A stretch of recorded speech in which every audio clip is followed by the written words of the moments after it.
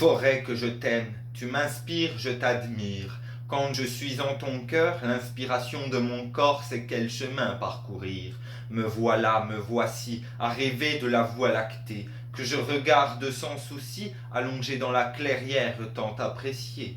Mais ce n'est qu'un rêve, un songe imposé par la société. En ce jour faire grève contre ce fantasme déclaré, à en supprimer toute ta beauté.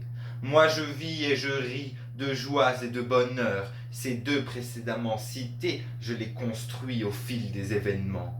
Dans mes aventures, qu'elles soient incarnées par la tristesse ou la gaieté. Les péripéties de ma vie font ce que je suis. Les incidents de ma vie font savoir ce que je vis. Dans la contradiction, je trouve la réponse et elle en devient ma bénédiction. Ainsi mon être se prononce. Mon être depuis peu, apprenant à apprécier, non à juger comme honteux, a appris ce qu'est prier. Je suis parti à la découverte de ce qui est bon, pas du bien qui déconcerte, ce bien menant au mal moribond.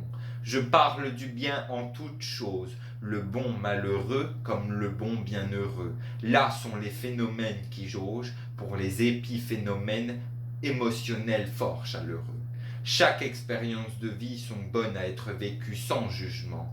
Elles sont toutes bipolaires, à nous de satisfaire leur contraire, en l'existence qu'est la vie avec dévouement, qui font que nous pouvons voir le monde dans sa globalité afin d'aimer sans a priori.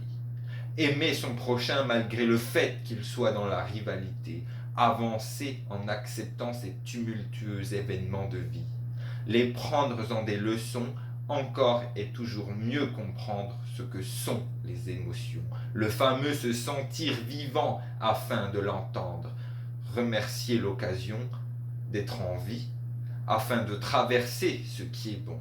Remercier l'identité et le vécu que l'on construit afin d'apprendre que la vie est une absolution. Et remercier aussi le fait de se sentir plus grand quand on prend conscience de ce qu'est la vie à chaque instant. Remerciement envers la vie.